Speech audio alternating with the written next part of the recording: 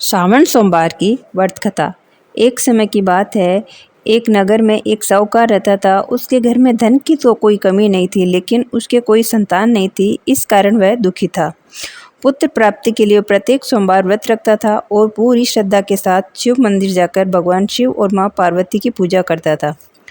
उस साहूकार की भक्ति देखकर एक दिन पार्वती माँ ने भगवान शिव से कहा, हे प्राणनाथ, ये साहूकार आपका सच्चा भक्त है। कितने दिनों से ये सोमवार का व्रत रखता है और पूजा नियमित करता है। भगवान आप इस साहूकार की मनोकामना अवश्य पूर्ण करें। भगवान शिव ने मुस्कुराते हुए कहा, पार्वती, इस संसार में सबको अपने कर्मों के अनुसार फल की प्राप्ति होती है। जैसा कर्म करता है उसे वैसा ही फल मिलता है। इसके बावजूद पार्वती जी नहीं मानी। उन्होंने आग्रह करते हुए कहा, नहीं प्राणनाथ, आपको इस साहूकार की इच्छा पूरी करनी ही पड़ेगी। ये आपका अनन्य भक्त है। प्रति सोमवार आपका विधिवत व्रत करता है और पूजा अर्चना करने के बाद ही आपको भोग लगाकर एक समय भोजन ग्रहण करता है। आपको इसे पुत्र प्राप्ति का वरदान देना ही होगा। पार्वती जी का इतना आग्रह देखकर भगवान शिव ने कहा, मैं तुम्हारे कहने पर इस साहूकार को पुत्र प्राप्ति का वरदान देता हूँ। इसका पुत्र 16 वर्ष तक ही जीवित रहेगा। उसी रात भगवान शिव ने स्वप्न में उस साहूकार को दर्शन देकर उसे पुत्र प्राप्ति का वरदान दिया और उसके पुत्र 16 वर्ष तक जीवित रहने की भी बात बताई। भगवान के वरदान से साहूकार को खुशी तो हुई, लेकिन पुत्र की अल्पायु ने उसकी खुशी नष्ट कर दी। साहूकार पहले की तरह सोमवार का विधिवत व्रत करता रहा। कुछ महीनों पश्चात उसके घर में अति सुंदर पुत्र उत्पन्न हुआ। पुत्र जन्म से व्यापारी के घर में खुशियां भर गई। बहुत धूमधाम से पुत्र जन्म महोत्सव मना गया। साहूकार को पुत्र जन्म की अधिक खुशी नहीं हुई, क्योंकि उसे पुत्र की अल्पायु के रहस्य का पता था। यह रहस्य घर में और किसी को भी मालूम नहीं था। विद्वान ब्राह्मणों ने उसका नाम अमर रखा। जब अमर 12 वर्ष का हुआ तो शिक्षा के लिए उसे वाराणसी भेजने का निश्चय किया गया। साहूकार ने मामा दीपचंद को बुलाया और कहा, अमर की शिक्षा प्राप्त करने के लिए इसे वाराणसी छोड़ के आओ। अमर अपने मामा के साथ शिक्षा प्राप्त करने के लिए चल दिया। रास्ते में अमर और उसके मामा जहाँ भी रात्रि विश्राम के लिए ठहरते वहीं यज्ञ करवाते और ब्राह्मणों को भोजन कराते। लंबी यात्रा के बाद अमर और दीपचंद एक नगर में पहुँचे। उस नगर के राजा की कन्या का विवाह था। इस खुशी में पूरे नगर को सजाया गया। निश्चित समय पर बारात आ गई, लेकिन वर के पिता अपने पुत्र के एक आंख से काना होने की वजह से काफ़ी चिंतित था। उसे इस बात का भय सता रहा था कि राजा को इस बात का पता चल गया तो विवाह से इनकार कर देंगे और उनकी बदनामी होगी। वर के पिता ने अमर को देखा तो उसके दिमाग में विचार आया। उसने सोचा, क्यों न इस लड़के को दूल्हा बनाकर राजकुमारी से विवाह करा दिया जाए। इसके बाद इसको धन देकर विदा कर दूंगा और राजकुमारी को अपने नगर ले जाऊंगा। वर के पिता ने इसी संबंध में अमर और उसके मामा दीपचंद से बात की। दीपचंद ने धन के मिलने के लालच में उसकी बात स्वीकार कर ली।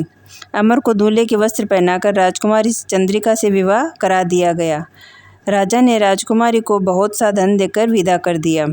अमर जब लौट रहा था तो सच छिपा नहीं सका। उसने राजकुमारी की ओढ़नी पर लिख दिया, राजकुमारी चंद्रिका, तुम्हारा विवाह तो मेरे साथ हुआ है, लेकिन मैं तो वाराणसी शिक्षा प्राप्त करने जा रहा हूँ। अब तुम्हें जिस नवयुवक की पत्नी बनना पड़ेगा वह एक आंख से काना है। जब राजकुमारी ने अपनी ओढ़नी पर लिखा हुआ पढ़ा तो उसने काने लड़के के साथ जाने से मना कर दिया। राजा ने सब बातें जानकर रानी को महल में ही रख लिया। उधर अमर और उसके मामा वाराणसी पहुंच गए। अमर ने गुरुकुल में पढ़ना शुरू कर दिया। जब अमर की आयु 16 वर्ष की हुई तो उसने एक यज्ञ किया।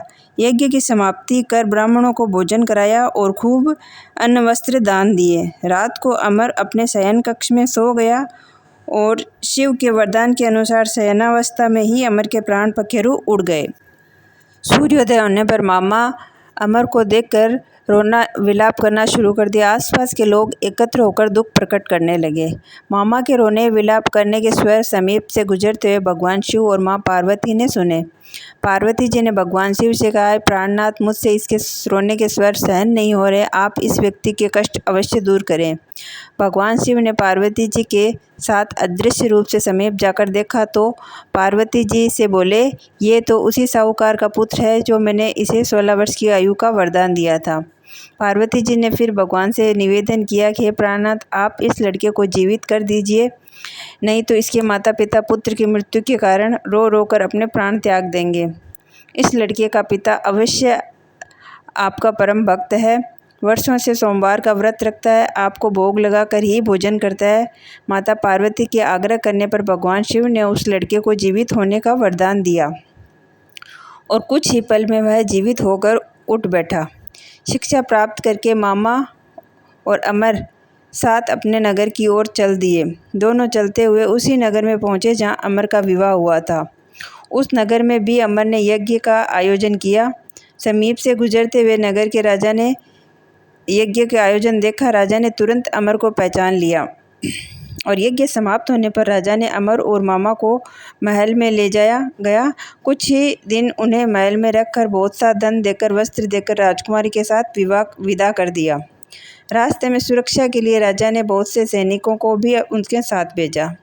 दीपचंद ने नगर में पहुंचते ही एक दूत को घर भेजकर अपने आगमन की सूचना दे दी।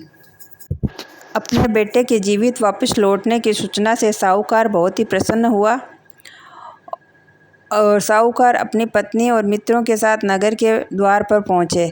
अपने बेटे के विवाह का समाचार सुनकर पुत्र वधू राजकुमारी चंद्रिका को देखकर उनकी खुशी का ठिकाना ही नहीं रहा। उसी रात भगवान शिव ने साहूकार के स्वप्न में आकर कहा, हे श्रेष्ठी, तेरे सोमवार के व्रत करने और व्रत कथा सुनने से प्रसन्न होकर तेरे पुत्र की लंबी आयु का वरदान दिया है।